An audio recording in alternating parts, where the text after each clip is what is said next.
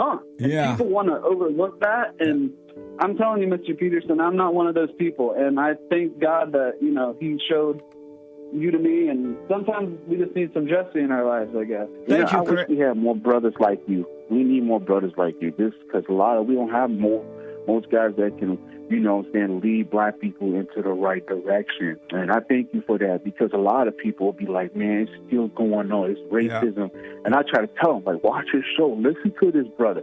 He's telling the truth. Take no thought about tomorrow. Yesterday doesn't exist. And you're going to see, man, God is with us and all is well. Anytime you have situations happening in your life, always be still. Don't overreact. Most of the people that I know, they say, oh, I know Jesus. I love Jesus. I'm an observer. And as soon as something don't go their way, they get mad. I'm like, what the? If you overreact, folks, remember to do that. Don't overreact. And when you get mad, it's your problem. It ain't your wife's problem, your husband's problem, your neighbor, your friend, your preacher, your teacher. It's your problem. Why you think you tick? It didn't go your way or the way you think it should go. Don't have a way you think it should go. Let life just happen. Thoughts make you think that life should go the way you want it to go. And if it doesn't, if someone don't do or say or act the way you think they should act, you hate them. And then you blame them for being mad. It's the darndest thing I ever seen. But it's amazing to see it. So relax. I just want to say thank you for everything that you do. You've absolutely changed my life for the positive, and I just want to thank you. I was 29-year-old beta, living at home with my mom, and just was living in fear and doubt, and I couldn't hold down a job. And then I found you, and I started listening. I started just being more at peace, and I forgave my mom, and I forgave my father.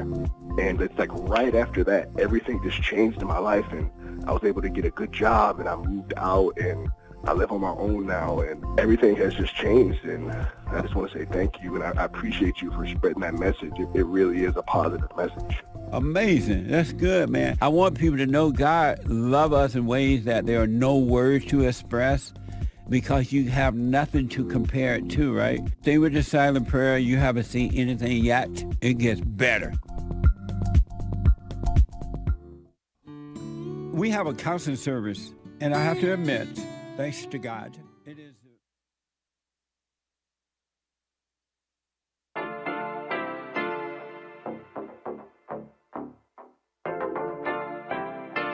Isn't Nick a Mexican? Colombian. He calls himself American.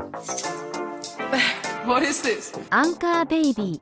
And in this corner, it's the American Anchor Baby. Daddy's home. That's an offensive term. People find that hurtful. You mean it's not politically correct? Excuse me. I'll use the word anchor baby. You know, he's an anchor baby in Canada. Tell him we still rolling with Trump, too. Anchor baby, the whole thing sounds horrific. You're just making it sound like immigrants are these horrific, greedy people. Ustedes pueden aceptar mi negocio o aceptar las consecuencias. Plata o plomo. So you would be considered white, in my opinion. You the blackest one in this room. I think so. And what happened was his mama got pregnant on the other side of the border, and then a few hours before, just before it was time for him to pop out, she jumped across the border and let him fall on American soil. So he became the anchor baby. You don't call him the anchor baby for nothing. Amazing. We like this anchor baby, right?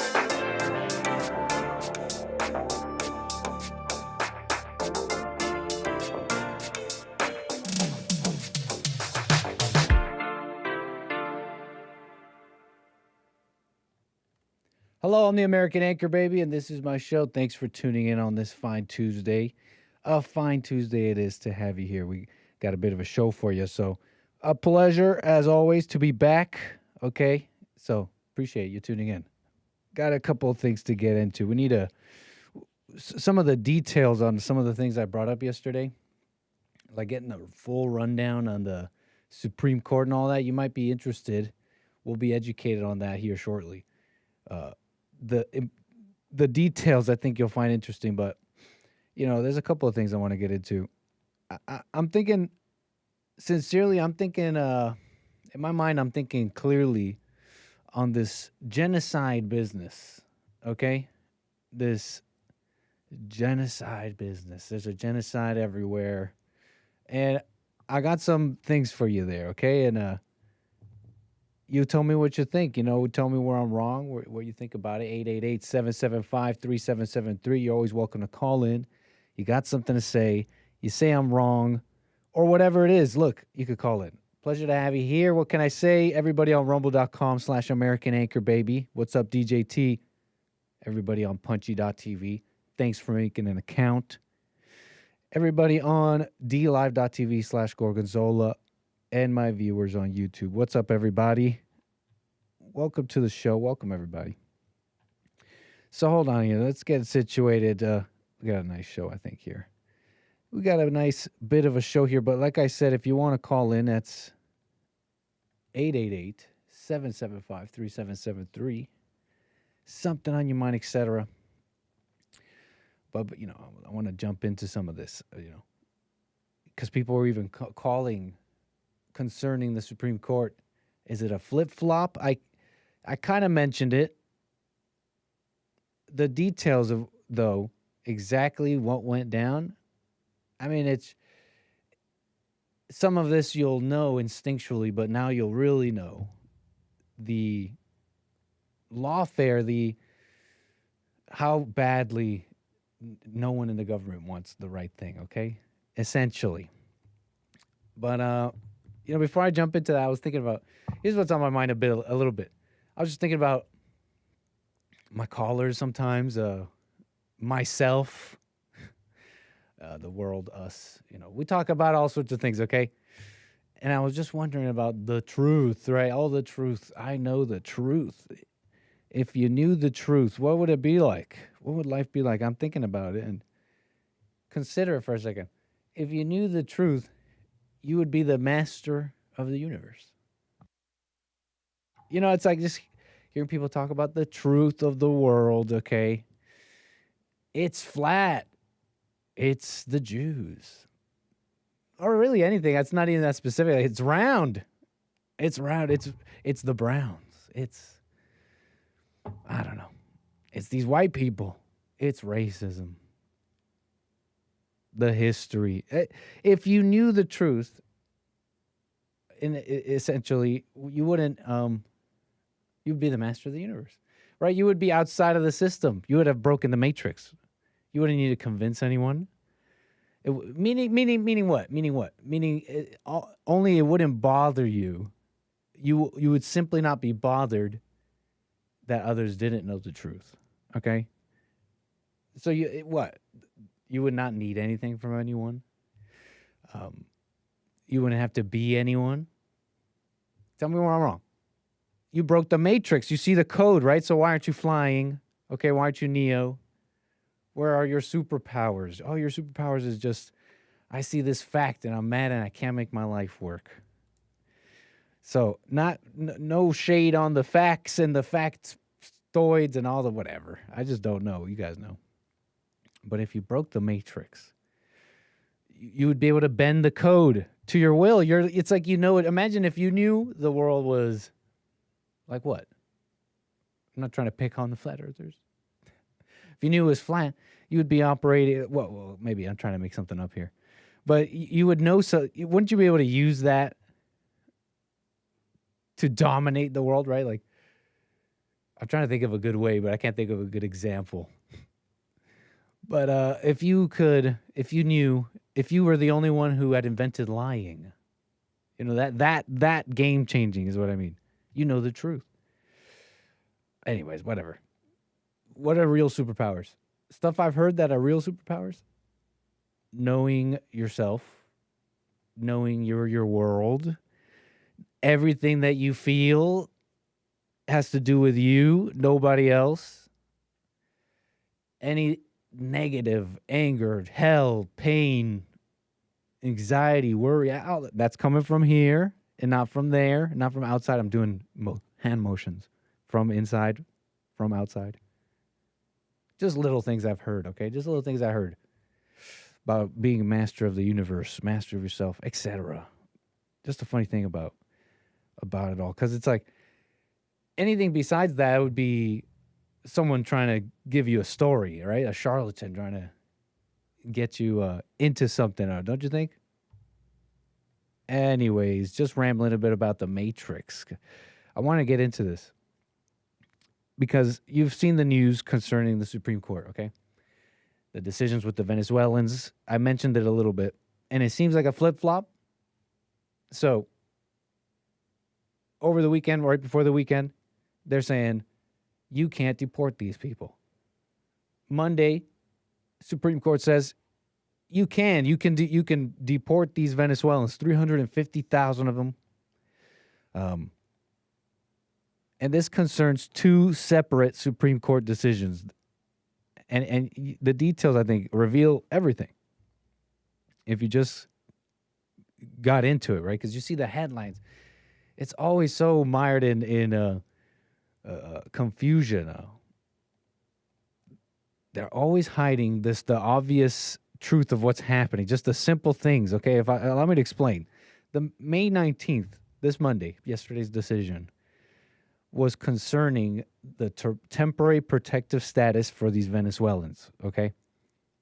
350,000 of them, they're protected from deportation. And they're given the right to work and reside in America, protected from deportation, until they're not, okay?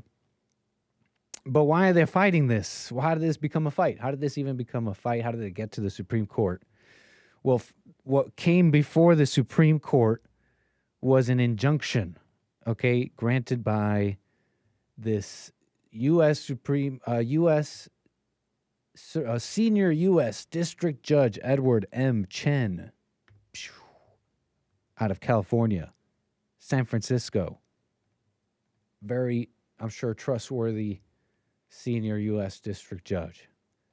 But what did he do? He put an injunction. What is that? He's just put a hold on the whole thing. What thing? On the whole deportation of these illegals, okay? It comes down to the Trump administration wanting to do that, wanting to remove their status. At least a group of them, 7 of them in particular, in this case, brought together and represented by who? Important people. They're represented by the ACLU, the Center for Immigration Law and Policy, UCLA School of Law, National Day Labor Organizing Network. We know the ACLU enough, so the rest we could just say they're the same. And this judge gets presented this case, these Venezuelans represented by the ACLU and others, and they're saying, we can't be deported. This is not due process. That's where the due process claim comes from. These people going to this judge and whining, saying, you can't deport us illegals. That's not due process. This judge, when you read about this injunction, the judge, they write like this. He characterizes the DHS Secretary Kristi Noem's decision as unprecedented, suggesting it was influenced by negative stereotypes about Venezuelan migrants. That's what this person was thinking when doing this. This doesn't seem right. You can't just take away their protective status because you don't like, racism? That's what this person was thinking. But when you read that, you think that's what this is. This is a legal challenge concerning, is it racist or not? But it's actually not at all. It's simply a procedural stop, a procedural pause. What this guy, to translate, is this judge was presented this case and he says, what? You know what? I think this is wrong for whatever reason. Just a little color. Who cares? Do your job. But you're allowed to do that as a judge, right? Just add a little color here. Why you think, the characterization of it. It's a negative, influenced by negative stereotypes, he says. And for that reason, I'm going to put a procedural pause, an injunction, until a higher court sees this. So you understand the specific legal distinction here. He just said, you know what? I can't make this decision. I don't want to make this decision. I think we can assume why, right? He said it's characterized by negative stereotypes. This guy wants to add all that. And so he's like, okay, I'm not going to make a decision on this. Put it to a higher court. And it gets to a higher court. That's what Monday's decision was. And what happened? Now, usually there's like a detailed, not always, but sometimes there's a detailed rationale that the Supreme Court justices will kind of give their rationale as to why. There's no rationale for this one. I mean, we can assume it's just because of what they're saying. The administration, the Trump administration, argues that this is their jurisdiction. Temporary protective status is placed by the DHS. This is under the executive branch. Stay out of our business. And so when it got to the Supreme Court, no detailed rationale, but you have to assume that that's what they all said, except for the one dissenting justice, Ketanji Brown. So, you learned something there too, by the way. And maybe I learned something there. Maybe you all knew this. I might have said something like, this is activism from the judges trying to protect illegals when that's not their jurisdiction. That's the executive branch. See, in that, I think I revealed maybe my own misunderstanding of temporary protective status. It was never granted by judges, ever. It was granted by Biden. Biden gave those Venezuelans, under his DHS, that temporary protective status. And so under that same right, this tool of the executive branch, I mean, usually, you have to understand this, usually it would be a no problem. It would be just, all right, president, do what the president does. If we wanted to really keep these people, I mean, we wouldn't fight the temporary protective status. That's a different thing. But here they, in my opinion, now this is just my opinion, knowing that this is going to go to Supreme Court and they're going to go, okay, well, this is the job of the president. Okay. What were they doing there? Just activism. That was the actual part. That was the actual activism there. Not the granting of the status, but the holding up the procedures of what was just going to end up in their hands anyways. It was all to muck it up. You understand? So a pause of what? The removal of the protective status originally granted by Biden, an executive branch thing, okay? So that was the May 19th one, and it seems like, okay, cool, you get to deport these 350,000. But it's the details of the May 16th one that are, I guess you could say concerning. I mean, the point is, I already said yesterday, is the betrayal, call it the betrayal of the Supreme Court against the people. Now, the May 16th order was concerning a class action lawsuit, again, backed by these actors, ACLU. And it's this lawsuit versus Trump filed on behalf of these Venezuelans in Texas. Now, this is a different group, right? But asserting the administration's actions violated their constitutional rights. Imagine that. The gall, particularly the right to due process. And the order basically was concerning the Alien Enemies Act, okay? To confirm some of the suspicions out there, what had happened with the Supreme Court? Yes. One was concerning the protective status. The other was concerning this, the application of this Alien Enemies Act. And they basically said, you're not allowed to. You're not allowed to do that. Trump administration designated Tren de Aragua as a terrorist organization, giving him reason to deport. That's what they're fighting. Understand the legal distinction. They're fighting for due process for those accused of being part of that, right? So it's not even just people randomly swept up, although that's implied. Although obviously that's implied and pressed on in the media as a wedge point for politics. Despite that, the legal distinction, understand that that when they're saying we got to give due process, it's for those specifically accused, right? And so you have to assume have some reason to accuse them, not just those just swept up because they're Venezuelan. That's just implied. That's just not even just heavily implied and as an accusation of the hearts of America. Let's be real, not just Trump administration. The hearts of Americans, of average people, of people who voted for Trump, even those just kind of paying attention, So you understand all that, right? It's just the details of it, the details of it all. Quite, I think, just nice to know, don't you think? What we knew, but it's nice to know. And here's also the important part. because it's like, okay, well, these are these legal fights. And when I kind of look at them on a deeper level like this, the fanfare about it, really on both sides, it's, I don't know, maybe it's unfair to even call it fanfare, but it seems to me like it was always gonna, I don't know how else to put it besides this was gonna go to Trump anyways. And yes, it's a not travesty, but it's just wrong that they're trying to muck it up in every stage of the way. But even if they didn't muck it up, would this be a transformational immigration policy? It remains to be seen. I think that's all I'm thinking really on that one. I could be wrong. You're welcome to tell me. So where was I with this? Here's why it's important, because they're challenging this, and you think maybe, okay, maybe they have some basis on how to use the Alien Enemies Act, etc. But here's why we don't want them to be able to challenge Trump in this way. It's not about even trying to play by the rules. It's like trying to do things. The system, the system that is deciding this about immigration and all that is corrupt, is very corrupt. Okay, suspect. Allow me to explain, because this term genocide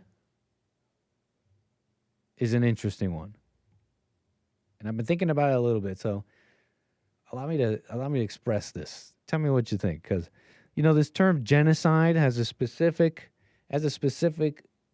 definition, according to some, a legal definition under this so-called international law. I say so-called, they're international law, but they have these conventions, 1948 UN Convention on the Prevention and Punishment of the Crime of Genocide. And all the intellectuals, politicians, a bunch of the nations agree on this. So let me charge the world, if I may, on this standard, on this basis. It refers to acts intended to destroy in whole or in part a national, ethnic, racial, or religious group, including killing or causing serious harm and creating conditions meant to destroy the group. This is some of this international law and definitions of all this genocide stuff. So this is kind of the point I wanted to make. So allow me to pull it up. Hold on here.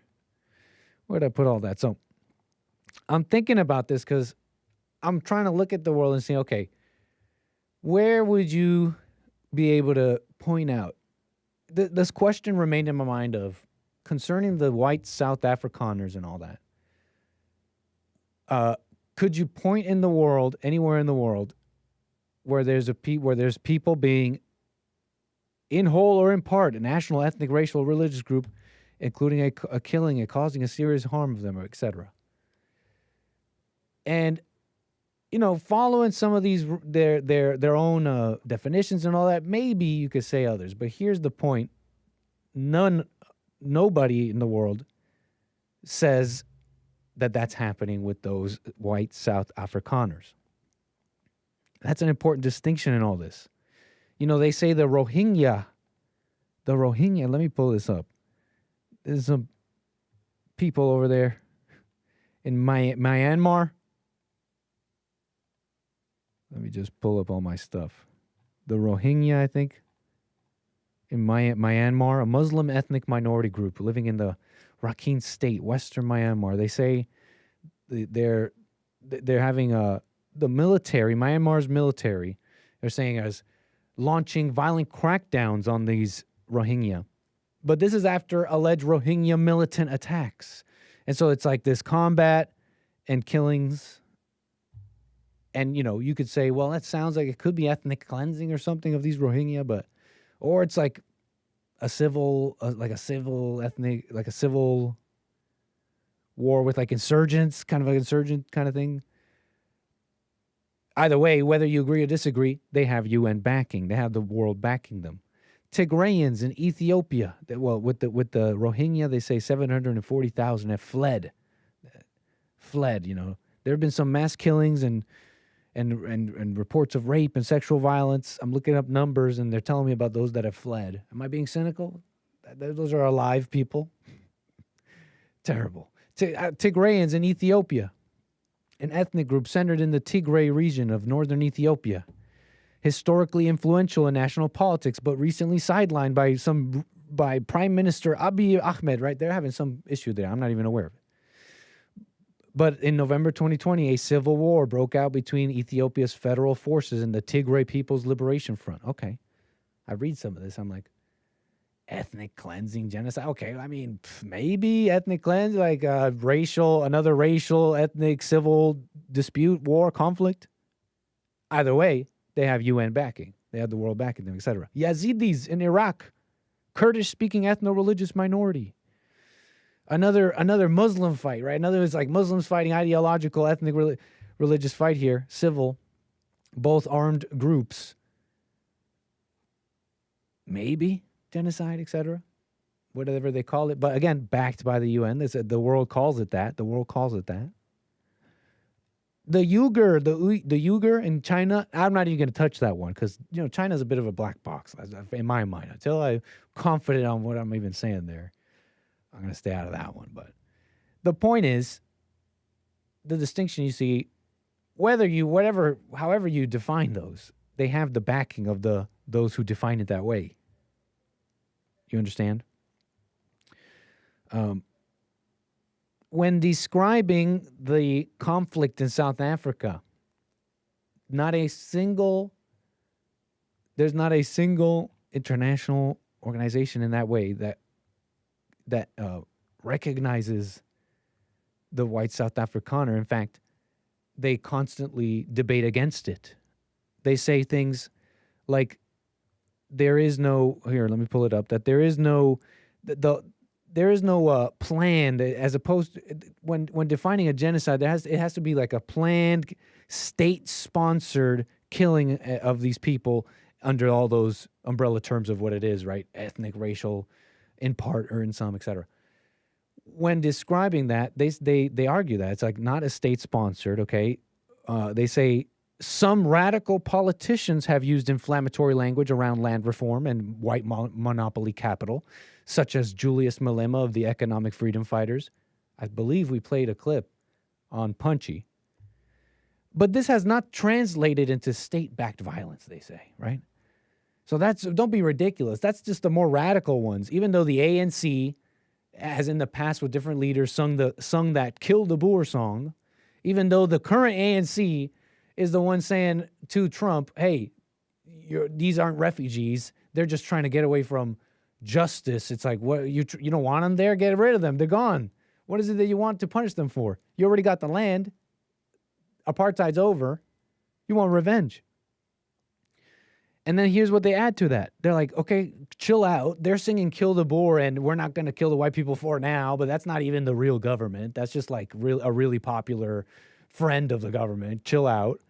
And this is what they say on the topic of land expropriation without compensation. Well, it's a contentious policy, but it's unfolding through legislative and judicial debate, not mass violence. Okay, calm down. Okay, these barbarians sat in a building probably built by white people, and they banged their gavel and said, "Hey, this is super legal. Take their land. We're civilized."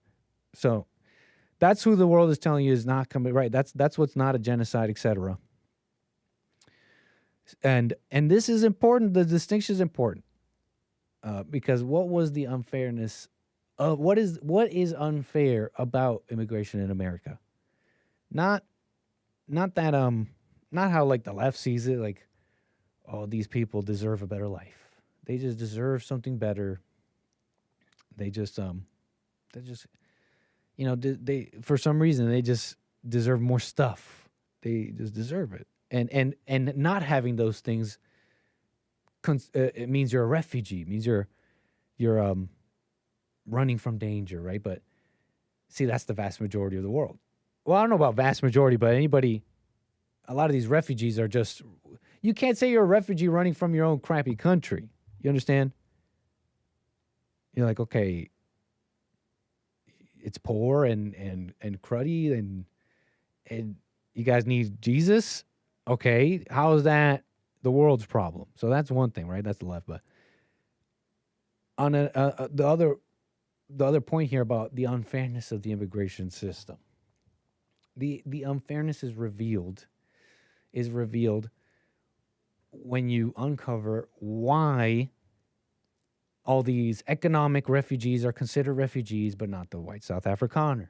Why all these, why all these fighting age males who, etc. I can go on here. Why those are all considered refugees, and why the white South Afrikaners, the whole thing is not considered a genocide by any standard, and only Trump, literally only Trump, came out and said, hey, you guys are refugees and you guys can come here. It's because they hate white people. That's the whole thing. And for me, it was like revealed in a sense. I didn't sit around going like, these people hate white people. Da, da, da. You know, I heard Jesse say, if the white man left America and left behind all the banks and all the stuff, they would turn it into a ghetto in months. I'd be like, okay, that's just like a superfluous thing that he's saying to make a point. At what point do you just say, okay, I'm not here judging their skin color and saying and thinking everything you think I'm saying about it. I just want to start at the basis. Where is my country going? Now I'm thinking a little bit, this is what Jesse might be saying. I could say that too, in a sense. I've seen it changing the world that I grew up in. You consider all the nice things that you like growing up, the semblance of, some semblance, even if it was false, cohesiveness, going to the McDonald's play place, going to, like the stuff that you saw as America.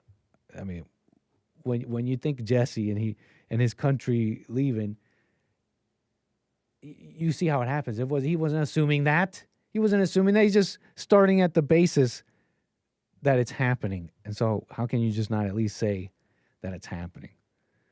And even the Palestinians, consider this for a moment. And I know this one's controversial because it concerns taxpayer money and all that. And you know what? When it concerns all that, I think you should be allowed to express, how do I put this? I mean, there's people who are just, it's controversial for that reason, right? It's like the taxpayer money, etc. Now, the story basically is the Trump administration working on plan to move 1 million Palestinians to Libya. And this is kind of been in the works with the whole concept, but Trump has said it before, right? Rebuilding Gaza, amazing plans he has, right? To build, to create, make better. But here's the plan, basically. The Trump administration is working on a plan to permanently relocate up to 1 million Palestinians from the Gaza Strip to Libya. 5 people with knowledge of the effort told NBC the plan is under serious enough consideration. The administration has discussed it with Libya's leadership.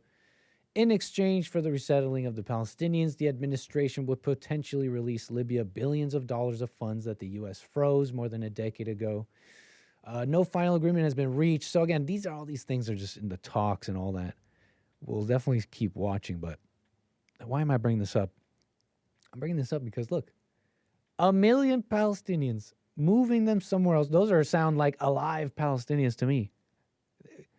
Call me short-sighted, I don't know, ignorant. This is where you could call me, tell me where I'm wrong, but honestly, those are sounds like alive people.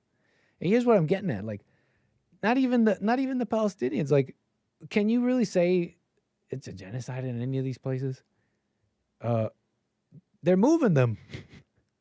So they're living. It's a war. It's not a genocide. And the Jews can stop saying it's a genocide, and so can everyone else. And they're supposedly going to be, if they don't want to leave, they got to be in camps, right? And it's until we figure out what we're going to do with you guys. You guys are being obstinate.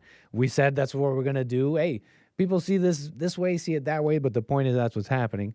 And they're going to be in so-called camps. Oh, concentration. We can stop calling it that. We can stop calling it those things.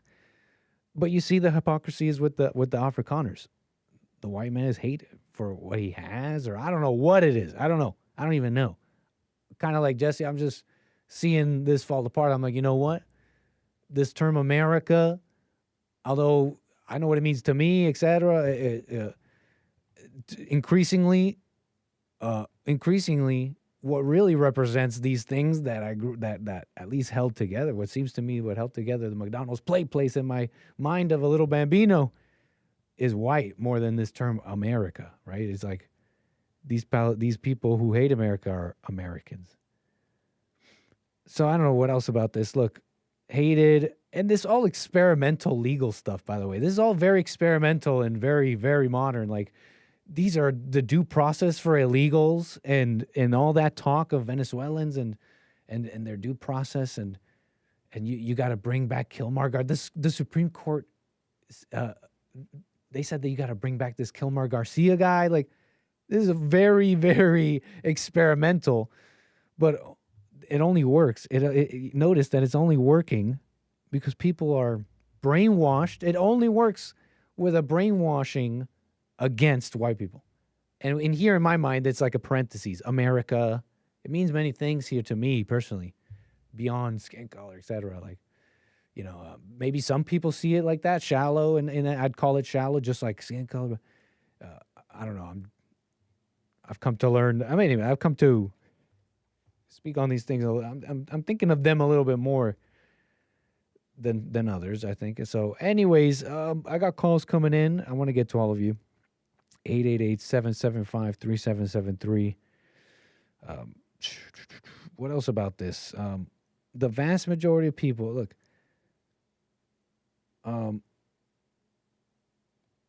what else about this? Blah, blah, blah. Calls coming in, 888-775-3773.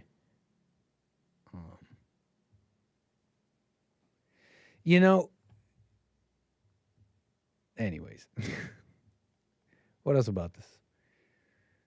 What else? What are y'all saying? I do want to get to calls and super chats.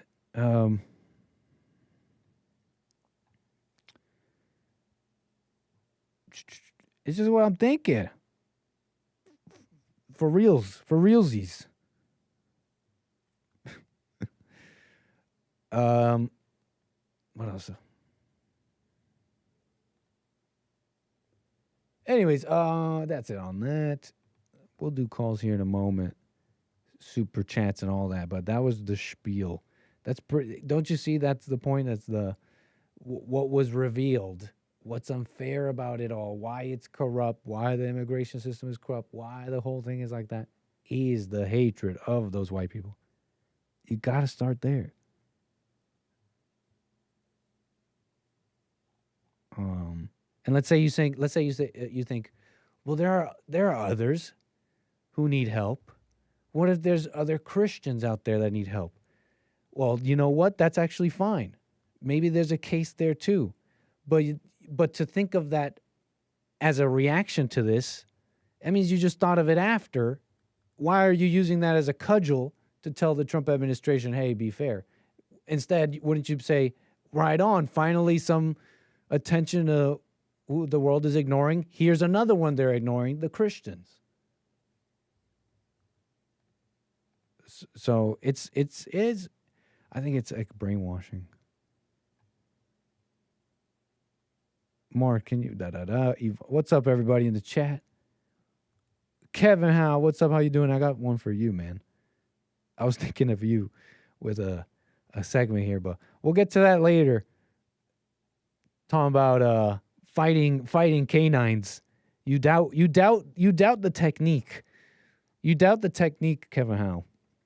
And you know what? Maybe it sounds a little ridiculous. Maybe against a wolf. Okay, I fought some pretty big dogs. Okay, there's something with the hinge of their jaw. It's like they got to be able to generate force. You can get in there, but we'll get to you, Kevin. We'll get to you. We got super chats and calls. I got William out of California. We might have some comments here. Sir, you're on the air. Great subject, man. How you doing? All is well. No complaints here. Yeah. See, they like to play games with those words. Just like this other little 5 or 6 little terms that they have these days. And you've heard them before. I can't breathe. I know my rights. Don't touch me. Yeah. Oh, you know what I mean? Don't touch me. I can't breathe. I know my rights. And call my mom. Yeah. Call my mom. Why do I recognize some of those? Some of those last ones I really recognize. Because everybody, probably everybody 50 and under, if they're not individually thinking people, they're going to pretty much be indoctrinated by that. Yeah. Yeah, it goes deep. It goes deep. It's deep. It's deep. And I feel nothing about anybody that's the same skin color of me looking at me saying, how dare you don't agree with us. I have enough confidence all my life not to know better than to indoctrinate myself with blackness or any other groupness that's not me. Yeah, fair enough. Were you always like that? Always. Deep. I bet you it's training. From father yeah. to grandfather, it's all indoctrinated and taught, all of our behaviors. Don't get mad at me because mine taught me something different than you. Right. That's privilege. And mine's work and yours don't. Right. That's that privilege.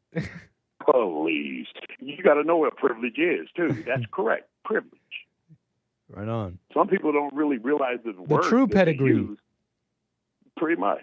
A lot of people don't understand the words they use. They throw them out there so easily. Like this one is just a good subject you had, Nick, right here is genocide. Yeah. That is not a genocide in the Gaza Strip. Right.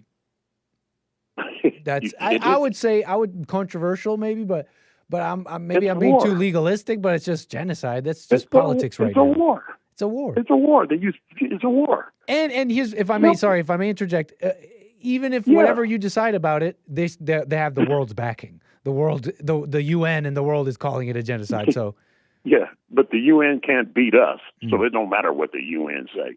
It's a war. Hey, how about this? UN don't even exist without us, so we don't care what they say really.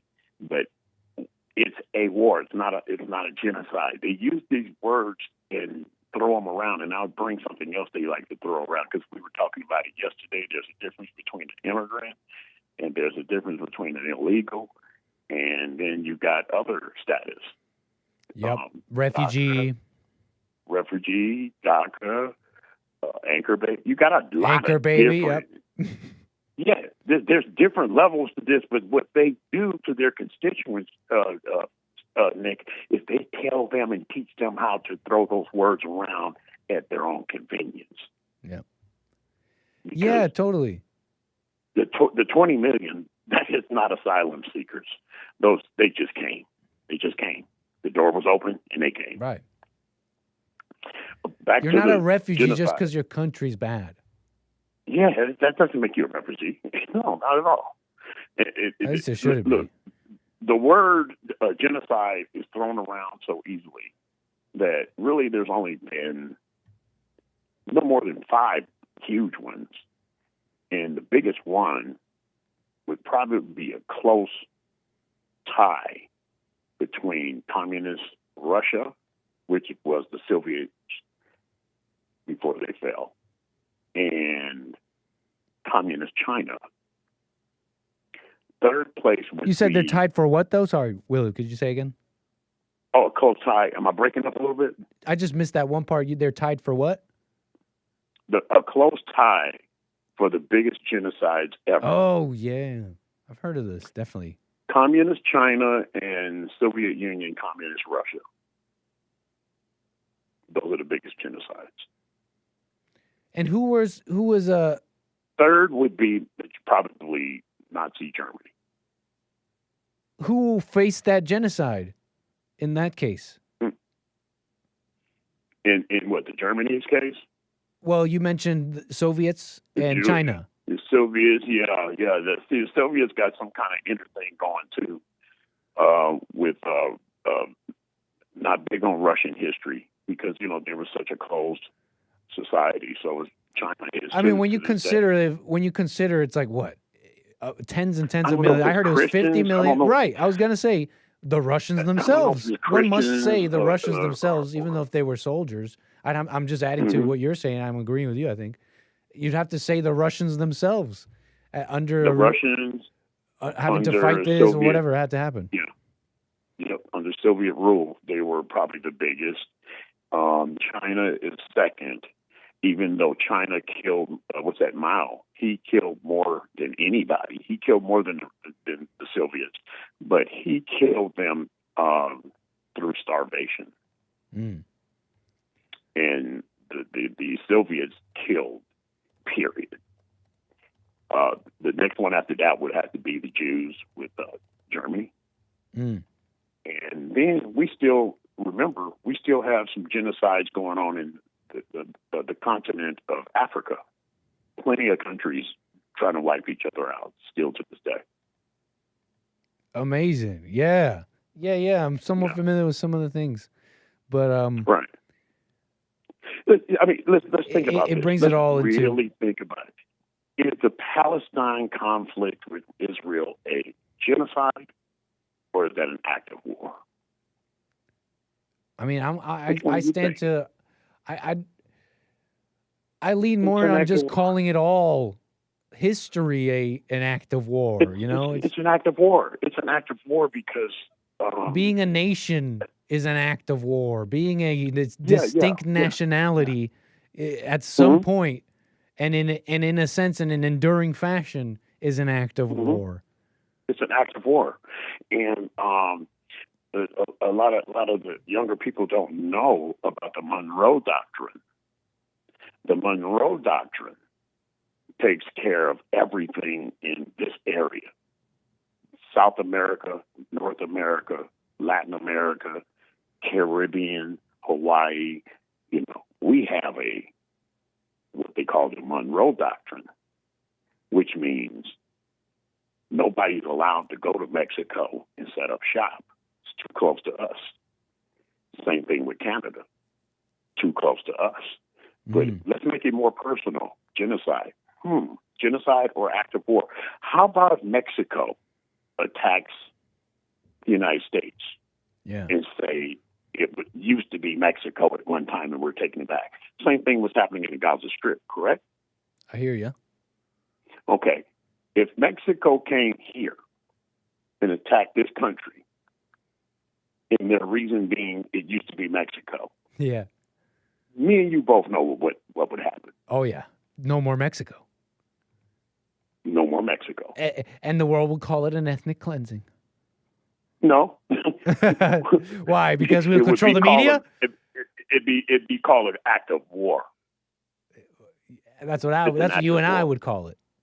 No, that's what it is. Right. Come on, Mexico. Attack San Diego, Mexico, with the military. Do it. Try it. And do you think the United States is going to be worried about what China and Russia say about it? Do I think they'll care? I don't think any of them care. It's all politics. It's all politics. Okay, my team can use. Do you think America would be worried about what China says about something like that happening here, that close to our backyard? Oh, America wouldn't care. No. They would attack them. Would that be called a genocide or act of war? That's an act of war. Exactly. You're describing how people work, essentially. The bad thing about the Palestinian thing, Nick, is Palestine is not even a country.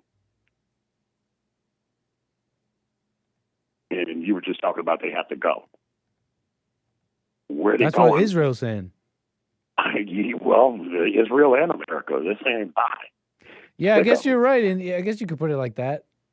Look, the United States, Israel and America saying money. That. I guess that wouldn't be an unfair statement. Hey, man, we've given them taxpayer dollars for many years, not just Israel. We supply Israel on the military part and their partners. But we've also given money to the Palestinians. And they took the money, instead of buying some food, they took the money and bought missiles. And they attacked Israel with it. So people are getting sick of them. It's like, well, where are they going to go?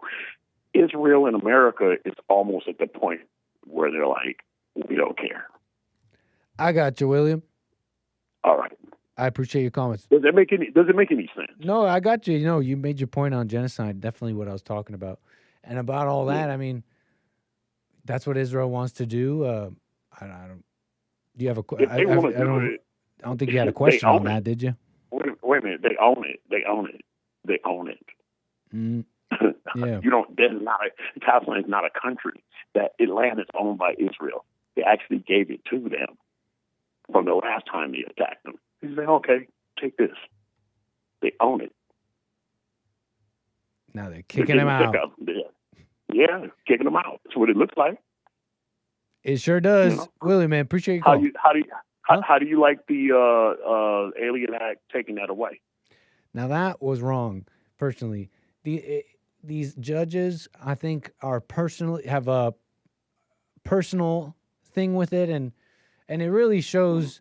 What I'm getting at is Roberts and Barrett's. They both have foreign-born children, and I gotta say, it speaks to the changing mentality in the people in America. I mean, they increasingly, your average American would agree with the argument that these people deserve due process. I mean, how far do you understand? The issue goes deeper than, well, this judge and these people or this evil group is against Trump. It's the people. The people are ideologically changed. They think they really believe they deserve due process. So I think it's wrong. You said the judge in San Francisco didn't want to judge on it, huh? That's right. It was he who started it went up to the Supreme Court. Correct. He started one, in my opinion, was just to muck the whole thing up, knowing that it would fall into Trump's jurisdiction anyways. This person just thought that they were being racist, and he pretty much said that that's why. Does it look like Trump knows what he's doing or what? Yeah, I think it does. Who was the judge that voted against it? Against Ketanji. That was the only dissenter on that one. Haven't we been telling you she's no impact? But that just shows she really doesn't. Dominated by the conservatives. She's won. The courts are dominated by the conservatives. Well, no, put it like this. Well, I wouldn't say that, but put it like this: Ketanji's dissenting, her being the only dissenter on that particular case, is interesting because put it like this: that particular decision concerned basically the application of temporary protective status, which falls under the jurisdiction of the president, right? The DHS. And the fact that every single justice there was like, okay, no, this is obviously falls under the Biden gave them TPS and Trump can take it away. All 8 of them said that. Shows that Ketanji is either really, really that dumb or like really unaware and really kind of like not thinking about the law and how it's applied, or she's really radical, like truly radical. No. What I'm saying is, there you go. Or she's truly radical in her. Definitely not. Hey, the chicken head is definitely not dumb. She is a judge. She ain't dumb. Well, you see what I'm saying? Either she's dumb or she's truly radical in her thinking of the whole thing. It pretty much shows you who she is, right? Yeah, big time. Willie, man, appreciate your call. Nick. All right. Call me again. 888-775-3773. You get that, right, folks? Either it's like, what was her reasoning too? I forget. I had it here. I mean, the liberal judges, Sotomayor, when presented this case, it's like, hey, aren't they being a little racist, though? You can't just be taking it away. Even all of them were like, all right, we're not going to take this fight. This is stupid. We're not taking this fight. Give them the temporary protective status. That's their jurisdiction, and just move on. Ketanji, the only one. No, because it's racism. Now, you see how ridiculous you end up looking. You're like, okay, wow, you're either really dumb or so radical that you're a useless. You're essentially a totally useless justice in the system as it is. Okay, and maybe that's her whole point. So anyways, what are y'all saying here? Let's see here, because we got to do something else. Buymeacoffee.com/anchorbaby. Thank you, someone. So generous. Someone with the coffees. Somebody. We got Carver with a super chat. Thank you, sir. Says, oh, that's from yesterday. We got one from Harmony. Thank you. Says union dues. Always appreciate all the union dues. All my members and supporters. What's up, Gerda? Hey, Jules. Thanks, Rumble. Appreciate that. Shout out to the Illuminati. What are you saying, Gerda? You don't know the truth, Nick? Never seen the truth. Never seen a hard day in the field. Says DJT 2020. I don't know. I don't have that farmer physique. More like Grover physique. But what else? Thanks for the support anyways. Appreciate that. You need to play the new Doom, says Jules. Jules wants to see some gaming. You know, I've never played Doom. I hear it's fantastic in all its hack and slash glory. Doom, right? You go around, you're just smashing up everything, shooting it up. It's a really old one, no? It's a really classic one. Like this one goes across generations. It started off, what was the original Doom is super classic, right? It had this like old look to it. There it is. Now that is ancient. Doom. So yeah, Doom's come a long way. You know, I was seeing a discussion about this the other day. Kind of a missed opportunity. Consider the whole thing is set. It's like the demons of hell, the spawn of hell come out. Am I understanding that in this new Doom, it's basically aliens?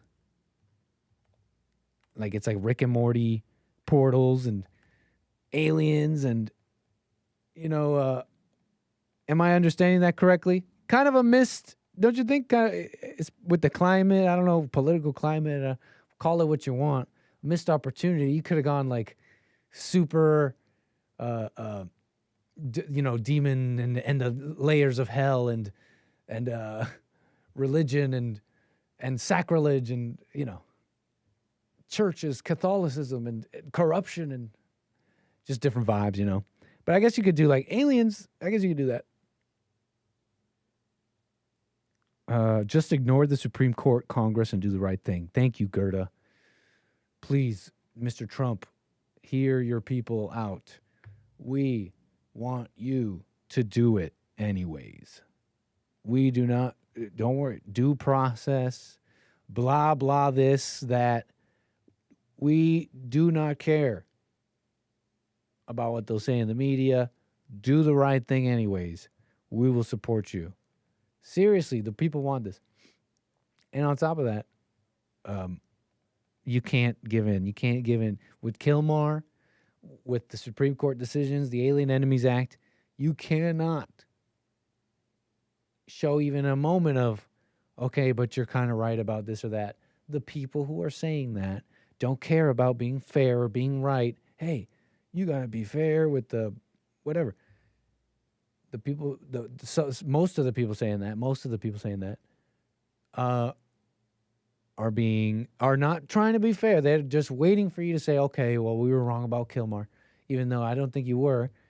For them to just move on to the next thing because they hate America. They don't want America to exist in the way you see it in your mind, Mr. President. And how I think your supporters, at least mostly agree. JLP Doom mod soon. I hear about Expedition 33 a whole bunch, Ryuzaki. Is that a single player kind of thing where I got to like sit down and like really dig into it? It looks incredible. It looks so incredible. I might lose myself in it, but I don't know. The illusion, it just can't sit. No shade on the video games, no shade, but the illusion doesn't stick anymore. I can't sit there and do the campaign and just like blah. Like I do appreciate interesting gameplay, right? If they're out there simulating interesting things. Joel Carter, thanks for the super chat. Says, my first video game ever. What are you talking about? Oh, Doom. Right on. These are, I'm sure you mean classic Doom. Z, thank you for the super chat. Z says you are amazing. And what else here? That's all my supporters. You guys are lovely. Thank you.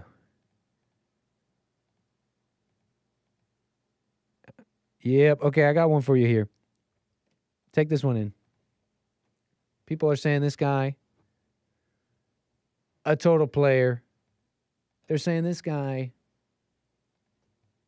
is just, just a player. If you want advice, dating advice, how to get women, this guy is the guy for you. Some say. And I was shown this video. Let me just pull it up. I was shown this interesting video. And here's the point. This interesting video. You tell me. Is this the guy you want to listen to? On how to pick up women and... Hold on. If I just want to... Why am I having trouble with Instagram?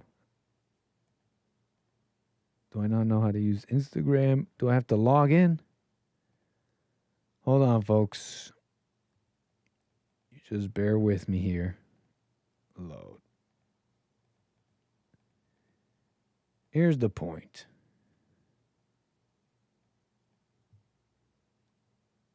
This guy's saying location is the most important factor in dating. If you want to learn my strategies for attracting women, comment the word method for a free guide. Redbeard. Here is filming himself with a lovely lady. A lovely lady here. A lovely lady. Let me show you. Redbeard guy. Hold on.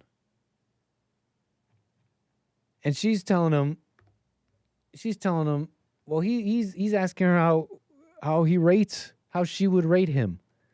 And he's noticing that the women where he is, in Colombia, I believe. I mean, she sounds Colombian. They might say it here in a moment, where she's from. But in Latin America, he's a Chad. See, normally he wouldn't be so attractive. But in Latin America, and I know this accent, I know this woman. She's a Colombian woman, I think. I know her all too well. So in America, most women didn't appreciate me that much. So in America, most women... Why is this glitching like that? Hold on. All right, here we go. Didn't appreciate me that much. Physically, they may rate me about like a 7 out of 10. What would you... Unbelievable. What would you rate me physically out of 10, baby? Physically out of 10. No, for real, tonight I'm very impressed to meet you. And for sure, you're a 10. I will say in Colombia, how we say, you're a papacito. For the girls here. For the girls? Oh my God. This guy. She looks kind of like a thumb.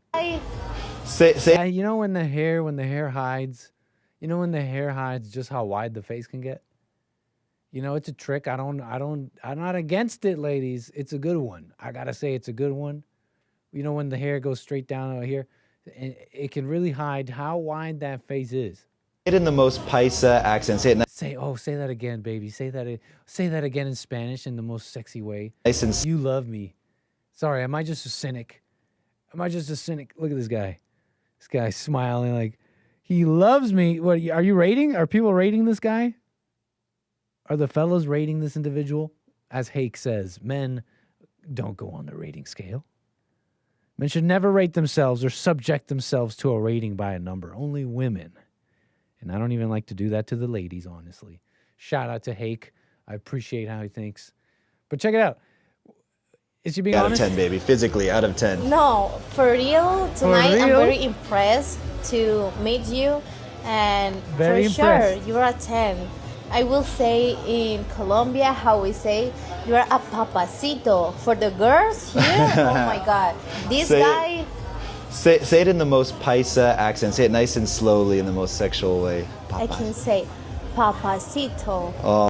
See, why did she say it funny there? She's saying it in the most sexy way. She still said it like Spanglish. Papacito. Like still kind of making fun of him. But oh my God. Doesn't that just make your DNA just go crazy? Get your passports. Get your passports, bros. You ready, boys? You ready, boys? Time to get your passports. Why are you cringing in the chat? Don't cringe. She's actually Italian. Papacito. That's cute. Everything's fake. I like that. Nit's just jealous. I'm just jealous. It's not even, look, you're thinking I'm jealous like, oh, it's about the woman, it's about getting women or anything. It's not even that. It's not even that. Seriously.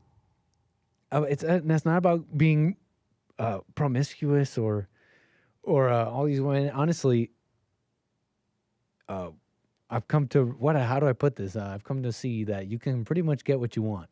You can't get it all and all at the same time, and you might have to sacrifice, etc. But you can pretty much get what you want. Okay, and knowing that, I see how many people are mad about life and how they could just get what they want and see if it's what they wanted. And on that, it's like, I ain't even mad. I ain't even mad, jealous. It's the lie. It's just the lie for me. It's terrible. It's just sitting there and smiling and not even knowing. I have to assume not even knowing. Now, the other level is we're being content farmed. That's always a possibility. But it's the lie. It's just the not even knowing and smiling like he didn't just find the oldest trick in the book. The oldest trick. The oldest trick in the book. The oldest line in the book that men and women use on each other. And I'm not even giving you a specific one, but just the whole thing you just saw. It's the classic line. How many times does she use that one? You say, what lie? The lie that she's saying that he actually is a 10 in Colombia. Okay? In Colombia, he speaks English. You know, he's a ticket in a sense in some ways. You know, that's just your instant thing, your instant judgment about it. But I just know the whole foreign women thing. And I don't even know why. I just know things, folks. You guys think, some of you probably think, oh, Nick is so hurt. And you would be, actually, on a real note, the audience would be shocked, or maybe in some ways, to know what the anchor baby has seen and been through. I don't even worth talking about. You know, other than stories sometimes. I stop myself a lot because some things are just not clean. So just to talk about. But that being said, I just know things. I've not been scorned by a foreign woman, but for some reason, I just know. I just can see. I can see these guys going to these women and saying, wow, these women are not like these American women. This is where you go, guys. Get your passport. These women cook. They call you manly. They're like, papacito, you're so manly, you're amazing. They think I'm a Chad. That is a line. That's a line. It's a pickup line, man. This guy's going to get burundangad. I literally know 2 separate groups, 4 individuals, all male, separate people. They don't know each other. People I've met in my life went to Colombia. They're like, let's have some fun and vacay in Colombia, party it up with these hot women. I don't even know if she was that. Like, anyways. And both of these groups, they had bad things happen to them, right? Mugged, etc. Okay, mugged and drugged. I don't know if the one of them was drugged or if he was just drunk, but he thought it was weird. And that's a common thing you hear about in Colombia, by the way. Burundanga, scopolamine. That's the more famous one. How about just your general getting them drunk or drugging them so you could take their stuff, okay? The tourist.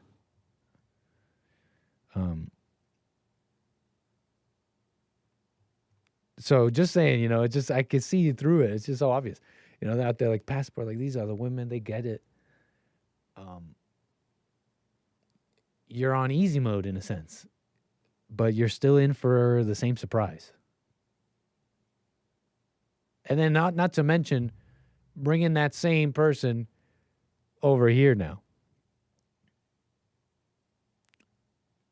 Now you're the lying. I'll put it as a lie, but the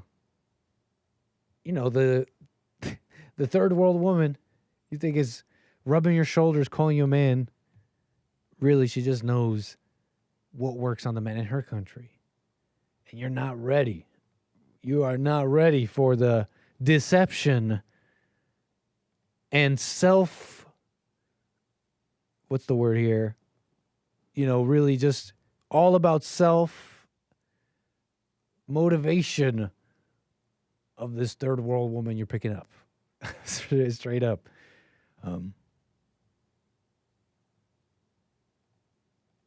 So anyways, what else about this? Yeah, that's the lie. It's just the lie, right? He's just smiling. Like, somebody tell him. Somebody tell him. Did he already pay that woman money? Has he already bought her stuff? What's going on here? Exactly. Everything is fake gets it. No, she means it. She means it as long as you keep the money flowing. Like, in some ways, the passport bro, as long as he knew, if he knew that was the setup, in some ways I wouldn't even fault him. At least he would know. He would know what he's doing. You know what I'm saying? Like, at least he wouldn't be this sucker. He knows the contract he has signed. You could call him a sucker in a different way, but at least not in the way this guy was in that video, which was the true sin. Don't you see, bros? Nobody lies to you when you have a passport. I mean, that's the funny thing. The guy kind of knows, but I wonder, does he truly know? You got to wonder about people, right? Do people even know the situations they're in? It's fascinating to me. But, he says, right, money. That dates absolute baddies, and that pisses a lot of people off. Stop what you're doing. Look at this. This guy, no, this has to be content farmed. I feel like I'm being content farmed. Super mid-looking guy that dates. I'm a super mid-looking guy that dates absolute baddies, and that pisses a lot of people off. Stop what you're doing, look at this reel, and check out the other comments. What you're going to see, this guy's just paying these girls. He's going overseas and hiring prostitutes. They can't process it. Other people are saying that? That's so funny. I am a super mid-looking guy. That's so funny. Other people are kind of saying that. The most frustrating problem in dating for men is the flake rate. Now, Wait, what? I am a super mid-looking guy that dates. I hate Instagram. I absolutely hate Instagram, but obviously maybe I'm just a boomer. I know Carver has.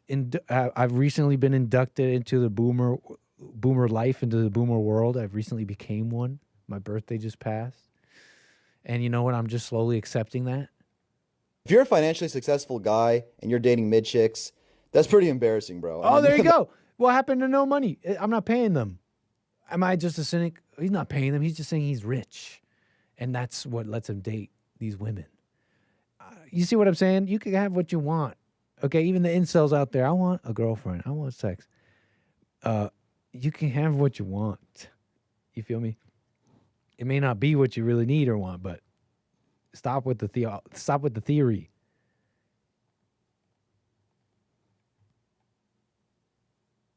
He looks like a cross between Hake and Owen Schroyer. Amazing. So, anyways, again, well, I'm not even saying anything anymore, just rambling about the sitch. It's just the lie. The deception. The self-deception. It's one thing, okay, my money gets me girls. And that's what I do. It's like, yeah. It's not my money that gets me girls. I got game and you should buy my thing. So anyways, what are we talking about here? Let's move it on here. 888-775-3773. A funny thing here that was sent to me. Latina women love me. Latina women in Colombia, these 4 women in Colombia love me when I have my camera up. But anyways, just the anchor baby's a cynic, huh? Anyways, I've said fighting dogs. I've mentioned that. Here's how you don't do that. Some of you are incredulous. You guys say, oh no, where did it go? You save a link and then they delete the video. The page doesn't exist. Oh man. Because I've said this before, right? I've wondered, we've wondered recently alongside with the world, what 100 men could do to one gorilla. And so many of you have no faith. You don't believe in yourselves, clearly. And it becomes clear to me why your lives are not working. But, we examined that, 100 men versus one gorilla. And, you guys don't believe in the 100 men. You guys don't believe in yourselves. And that's okay. We're working on ourselves. But before even that, I've talked about the wolves. I believe in myself a little bit. Okay, I know the wolves can get big, but just me and one wolf. Not the biggest wolf ever.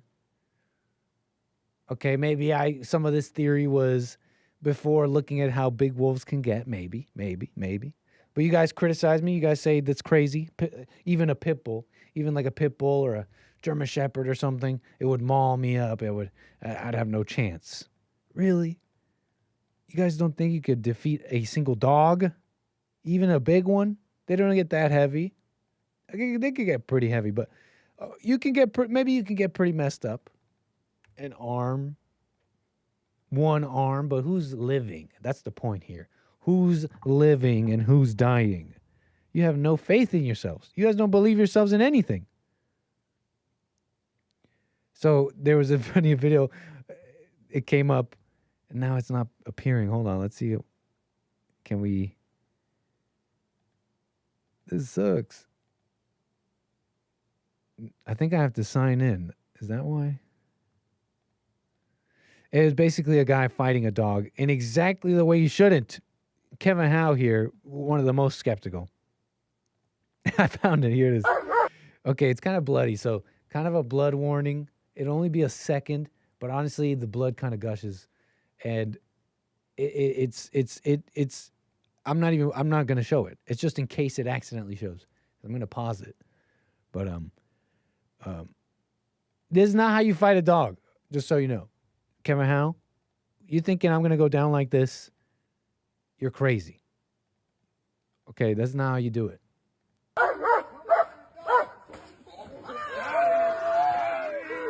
That's not how you do it. Okay, no. Then he kind of pulls up his sleeve here, and the wound doesn't look large, but it's like I'd say like a dime, a quarter-sized wound. But the blood does kind of start running down, like it gushes a bit. But that's not how you do it, Kevin Howe. You think I'm going to go down like this? What is this? What is this? This is crazy. I just thought of you, man. I was thinking of you, Kevin. Dog one. Best wishes from Toronto. What's up, Point Fire? What's up, Canada, in the chat? Huh? Amazing. Yeah, William, if you got any suggestions, email me, radio@jesseleepeterson.com. He got his artery. You saw the video too, Will? This sucks. Is this evolution in action right here, you're saying? Nit, look at your little arm, lol. My mom's pit bull would destroy that tiny thing. Okay, come back to me in a little bit here, but I could take it right now. I could take your little pit bull right now. I'm not dying to the pit bull. I have thumbs, a mind. I'm literally picking up that pit bull. This is what I'm going to do, Kevin Howe. This is what you don't understand. The pit bull is going to go nuts. It's going to do whatever. It's going to grab on to my arm. It's going to maybe. That worst case scenario, right? But here's the point.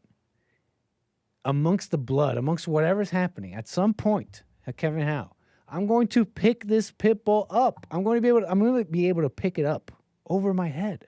That's what I could do to that pit bull. I'm going to be able to do that over my head and smash it down. That's what you don't understand. I can literally pick it up. I'm going to pick it up and I'm going to smash it on the ground.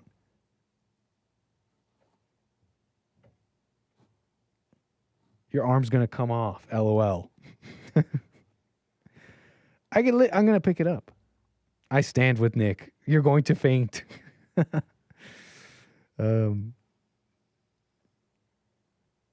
guys not thinking like survivors. Okay, that pit bull head is going to meet concrete. That's all it's going to take. Anyways, that's Nick Segal. Moving on here. Here's a controversial one for you. Let's see here. Or should we do another funny? Here's a controversial one for you. Okay? You asked me,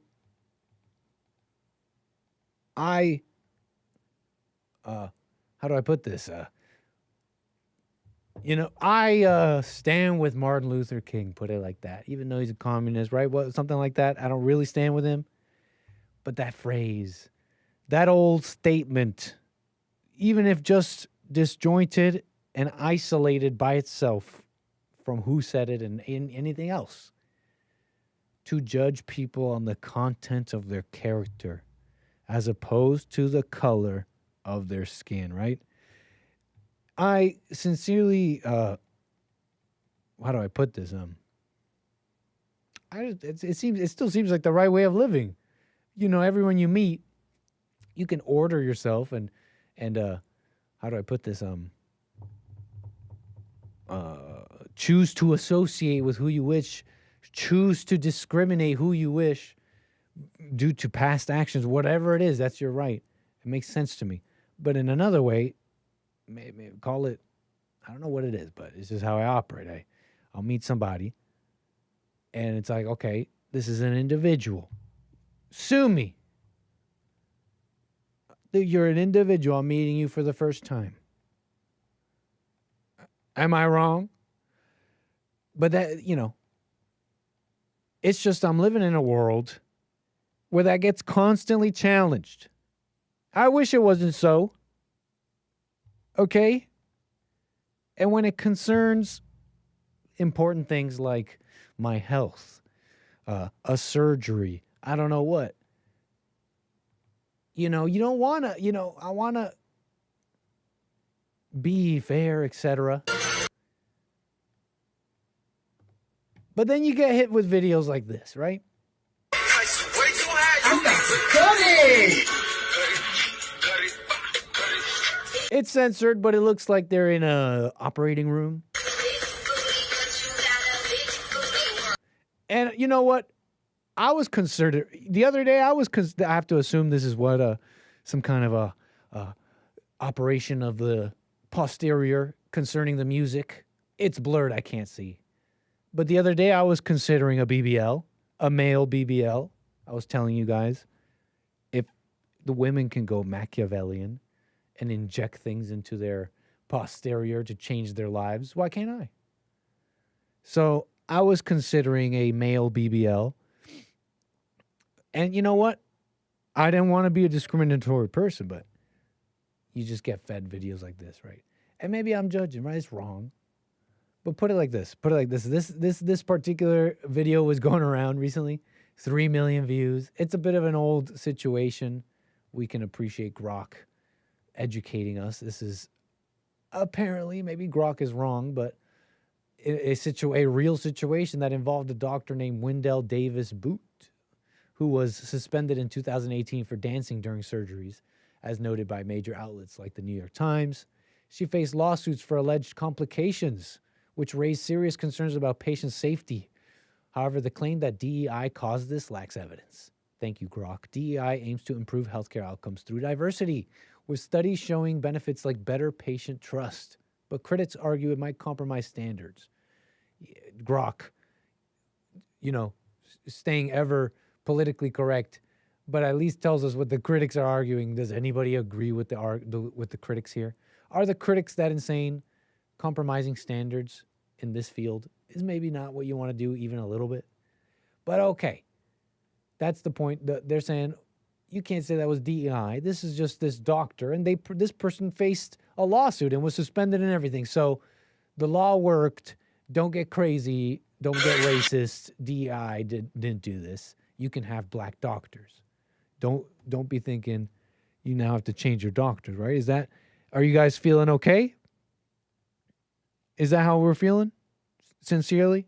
If nobody was looking and nobody was around, can we lay down the weapons and say, well, okay, that was 2018 And that was that case, and she got suspended, and it got dealt with. The system works, okay? Are we feeling confident, folks? I don't know. You know, like, I sincerely mean it. I'm not even...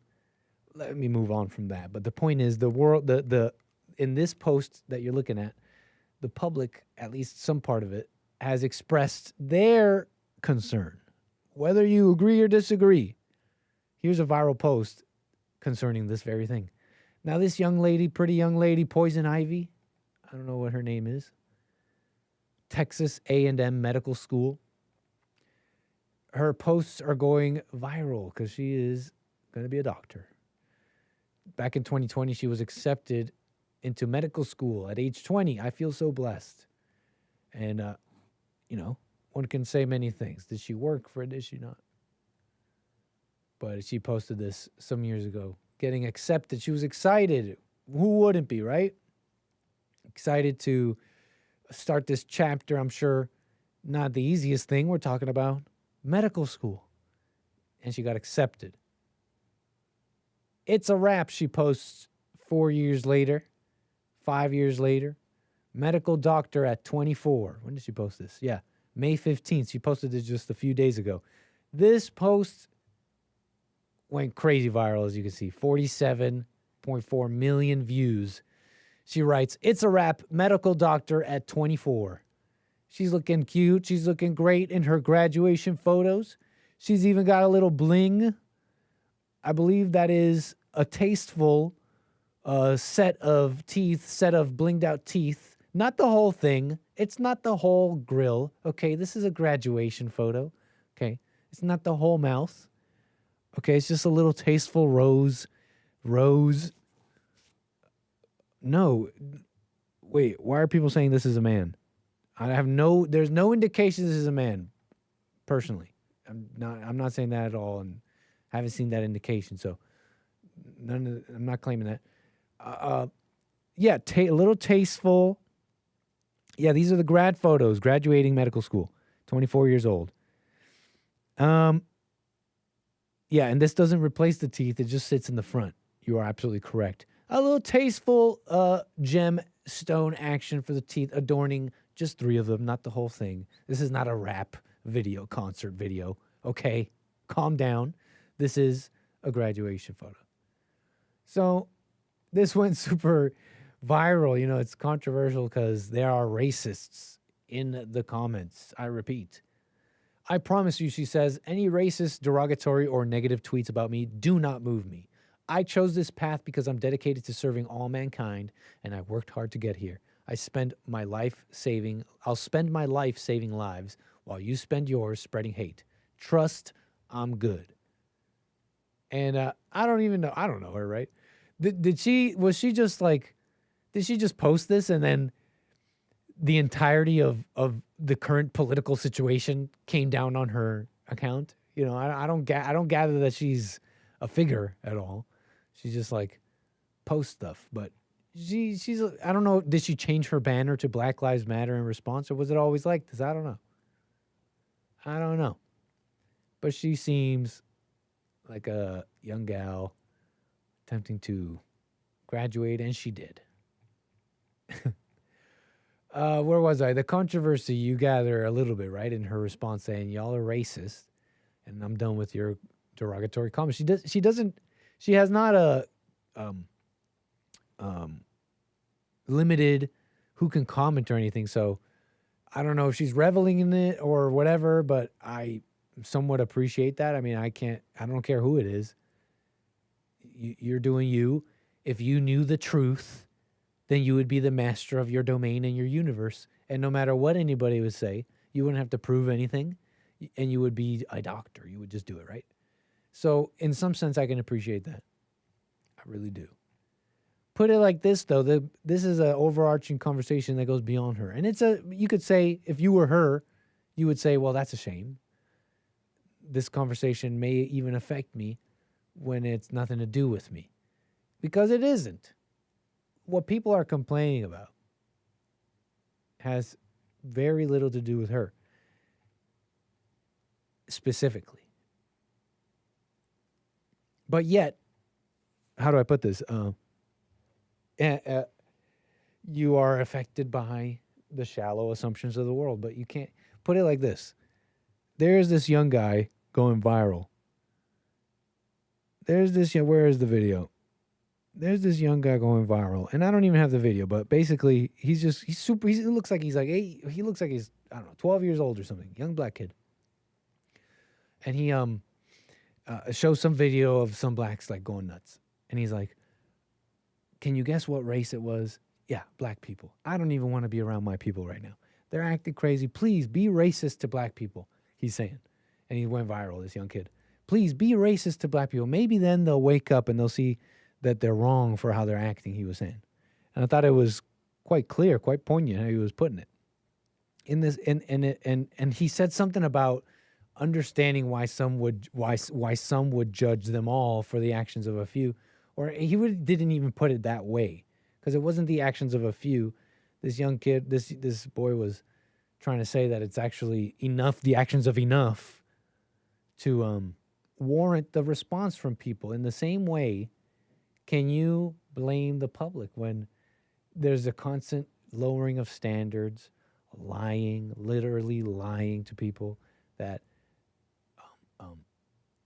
focusing on color and diversity and identity as opposed to excellence won't have a negative effect?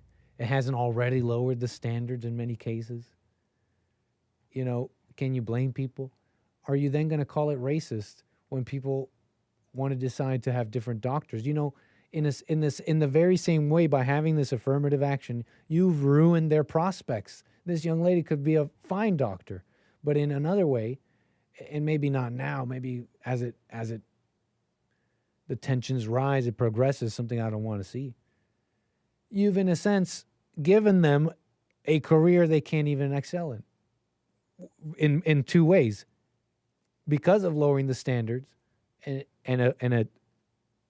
a sincere inability, and by ruining the reputation and what people think about them due to lying about this thing called affirmative action, etc. Now nobody will trust it.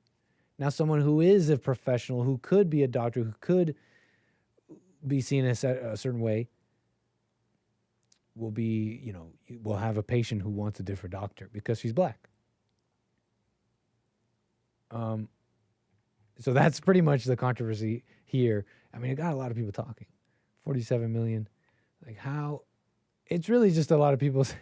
I guess that's Patrick Starr as a black woman nurse, black female nurse. And, you know, it's a lot of people saying it's DEI.